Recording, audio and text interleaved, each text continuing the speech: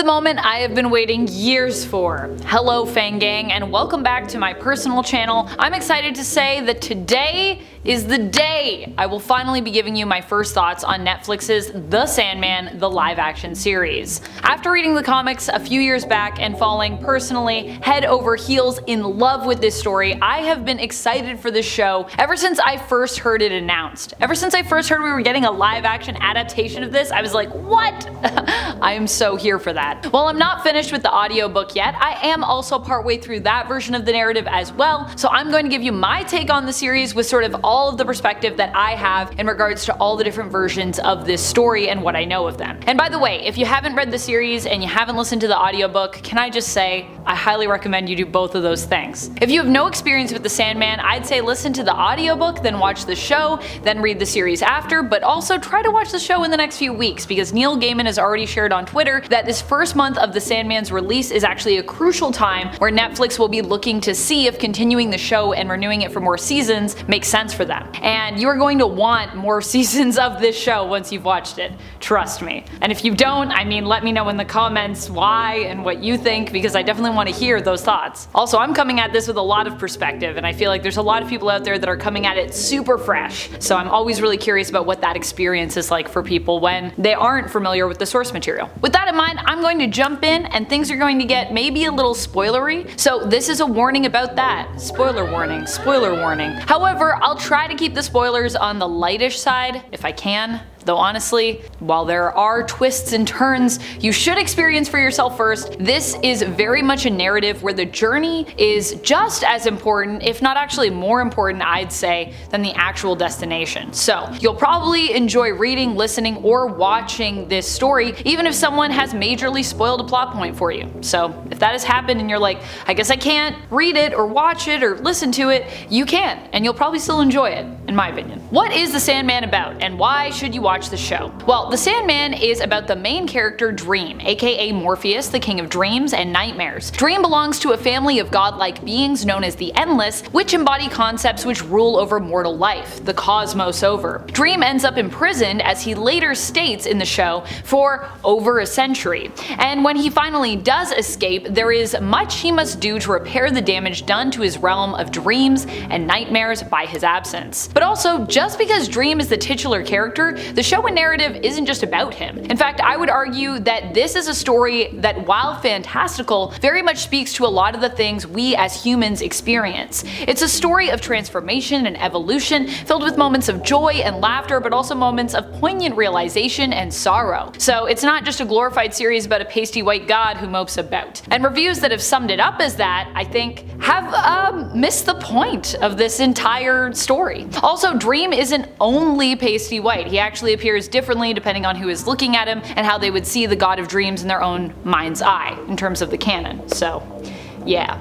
He's not just a white guy, he's a lot of different things. He's a cat sometimes. I personally loved the show, and for a variety of reasons. There is only one thing that truly bothered me by the end of it, and I will get to that later on in this video as well and acknowledge some of the criticisms that people also have had about it. So if you want to hear about that, stay tuned. Alright, so let's talk about why did I like it? Well, there's a lot of things to like about this show, to be honest. I loved the tone. I loved that even though I'm familiar with the source material, there's still lots of new things in this show and lots of surprises for you. So if you are also coming at this where you read the original Sandman series and you're like, I already know the story, do not worry. They thought about that. And Neil Gaiman has made some improvements really to some characterizations that I think you're really going to enjoy. What has happened with a lot of these characters is that previously they were a little less dimensional. They were still all really dimensional because this is Neil Gaiman and he's very good at writing characters that feel real to me. But the one thing that I really loved is that I feel like he added a sense of humanity to a lot of them that was a little bit absent. One of the characters that is my favorite from the series, the live action series, would be Dr. Destiny, John Dee. And Dee is really disturbing in the comics. He's probably the villain I'm scared of the most from the story, and they still did that in the show, but they also made it so that you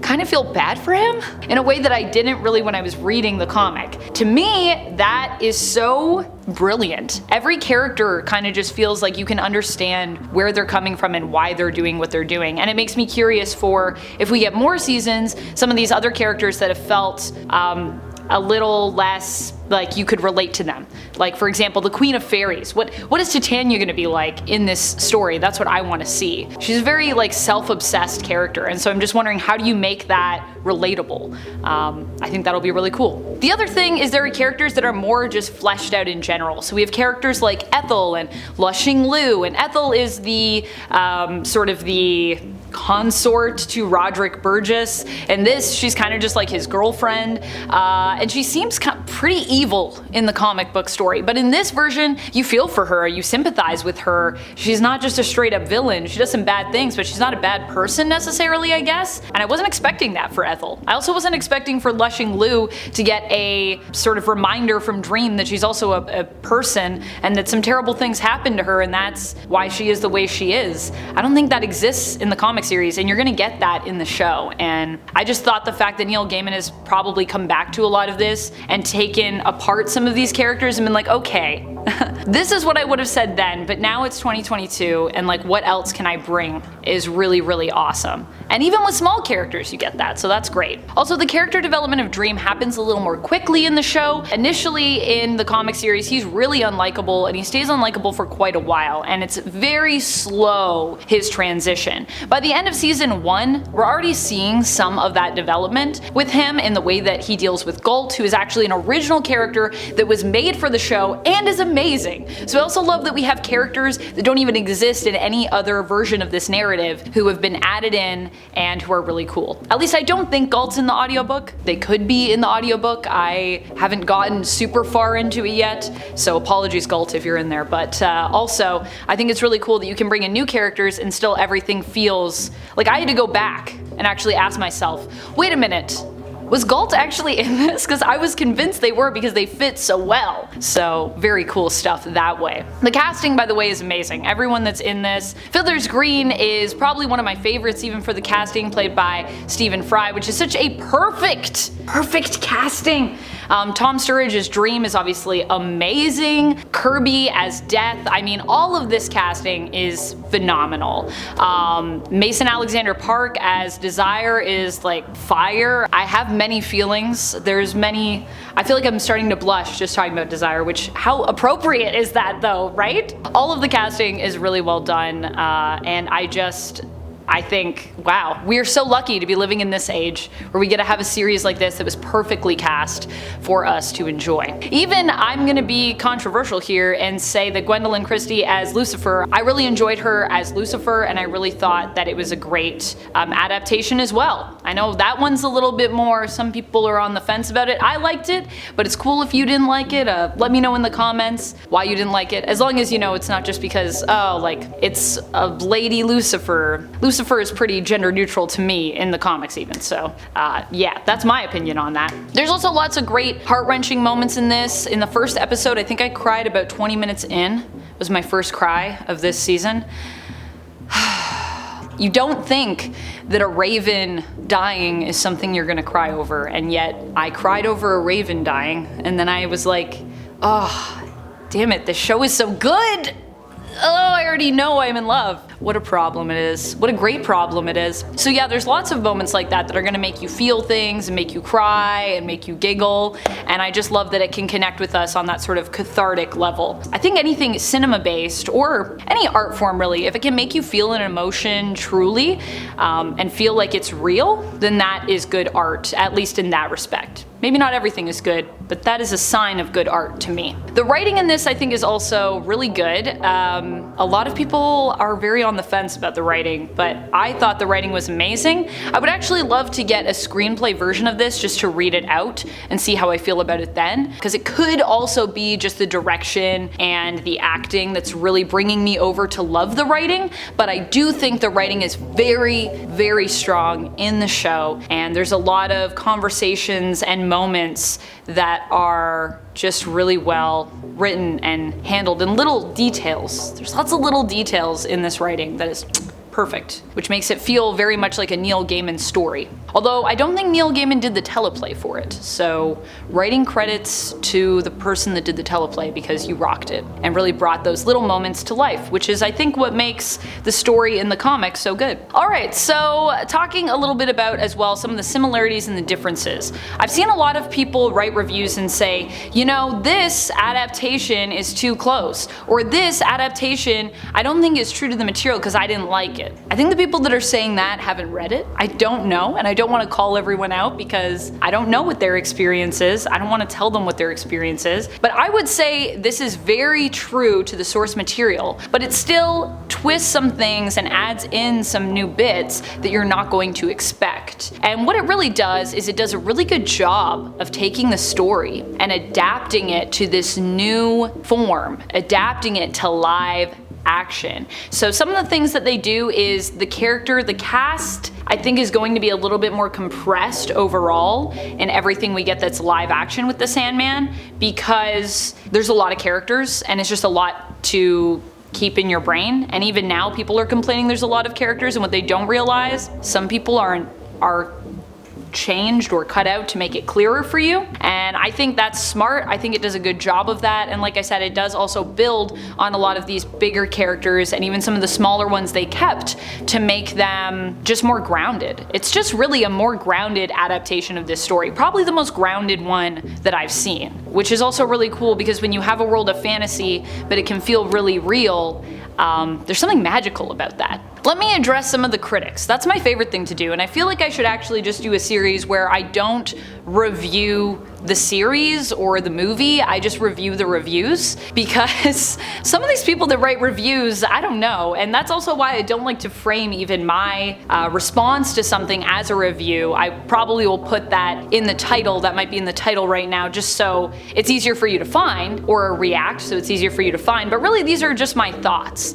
and I usually only want to write something fully if I actually enjoyed what I watched. If I really hated it and I never want to see it again, I don't really understand the point of me talking to you about it, because in a way you're kind of, even though you're just saying something that's constructive or negative, you're kind of hyping it in a weird way. And I just feel like if you don't like something, just don't watch it and just don't tell anyone about it. And if we all just talked about things that we loved, wouldn't the world be a better place?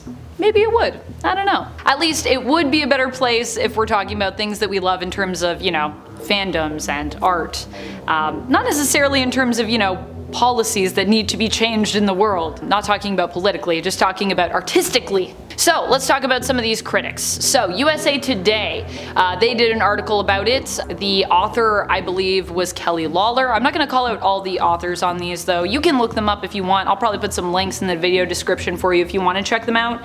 But really it's not about the writers. It's just kind of, I'm just looking at their opinions. I don't want to knock them down as people or anything like that. Let's not be vicious here. So let's talk about this.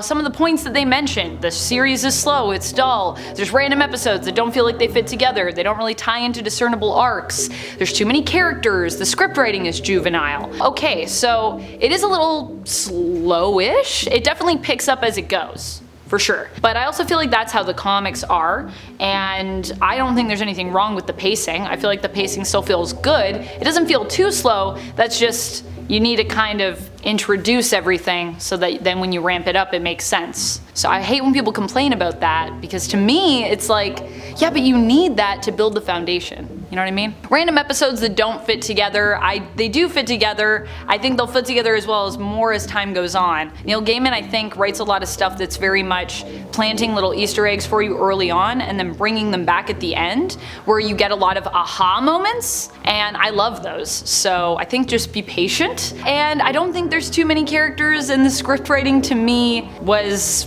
not juvenile. It was very poignant in a lot of moments. I thought it was really good. Also, like I said, a lot of people saying disappointing to fans of the comics and those new to the material. I don't think these people have read the comics. I'm just gonna say that. I don't think they've read them. As someone who's read the comics, I didn't think it was disappointing. I can't say to people that are new, if you're new, let me know. As I said in the comments, I want to hear what you think. There was also an article from the Globe and Mail, which when I went back to read it again, I couldn't because they're like, you need a subscription. I don't have a subscription to the Globe and Mail, but basically the gist of that article was that it was a waste of money, it was too sad and dreary, and the main character isn't likable. To that I will say, that's kind of, I don't know about the waste of money, but the rest of it, that's kind of the point of the show. So I think if you didn't like that, then maybe just don't watch the show, because that is the point. The character isn't likable at the beginning. Dream isn't likable because he's going on an evolution where he's really got to discover things about himself, and we're gonna see him become more likable as time goes on. That's the whole point. So he can't be likable at the beginning, and it can't be like chipper because it's not a chipper story, so I don't know what you want. It's a little sad. Sorry about that. Yeah, apparently they spent $15 million per episode, which is a lot of money to spend. Maybe too much money? I don't know. I don't know if they needed to spend that much money, but also it looks really good, so who am I to say? If you have the money, Netflix, spend it. But also, Netflix, stop charging us so much money. I want to stay with you, Netflix, but you make it hard when you keep raising the prices every year. It's tough, but now I know why, because you're spending $15 million per episode. That might be too much money, I think. Too close of an adaptation is another common thing that has come up. It's too close, it's too close. There's so many things that they changed in this. I don't know what else to say to you. There's so many things they changed. They changed like a million things where I was like, oh, that's different. Oh, that's not how that happened. Oh, this character made a different choice here. So I don't think it's too close, because they also even have a character that's not even in there. Once again, I think people haven't read the source material, but then want to tell us what the source material is like. I don't know. Read books, it's good for you. The one thing that I didn't like about this, just to sum everything up, because I know people were asking me on Twitter, everyone wants to know what I didn't like, there was one thing, and it's very spoilery. So what it is there's a moment, so very spoilery, if you don't want to hear it, tune out now, where we learn that the reason that Dream shouldn't kill Rose Walker is because Rose is actually related to him, because Rose is actually sort of the granddaughter of Desire, or the granddaughter of Desire. Never mind the greats, just the granddaughter. So it turns out that her birth grandmother, Unity Kincaid, had a baby with Desire, and Desire came to her in dreams, and then they had a baby together, and so that is why he can't kill her. And then it's later revealed that, you know, the person that came to Unity that she saw in her dreams, who was Desire, had gold eyes. And that's how we're supposed to know it's Desire. And rather than just let us piece that together, because we've seen Desire at this point, we've seen the gold eyes, so you know, you're smart. They show us a little blip of Desire. They show us a little clip that's like, Desire. And as much as I love Mason and was like, I love Mason, it's too obvious. Just let us get to that. And I think it removed an aha moment for me that I felt that other people were going to be robbed of that realization. It was just force-fed to them. That's the only thing I didn't like. I felt like, you know, trust your audience, but I understand why people do that, because if you don't put it, sometimes people miss that point. And that's also okay if you need that to get there. So maybe I should stop being such a whiner about it and just accept some people need a little bit more help than others do, and that's okay. And friends, that's all I have to say about the Sandman for now. I still gotta watch the bonus episode, so I'll probably be back when I do that to let you know my thoughts. I'm really hoping it gets a season 2, so please everyone go watch it, go listen to it, go read it, do all of the things, because it is a really amazing show. Thank you so much for joining me. I have been your host, Amanda McKnight, and Fang Gang, I will see you again next time. Thanks for watching. Bye!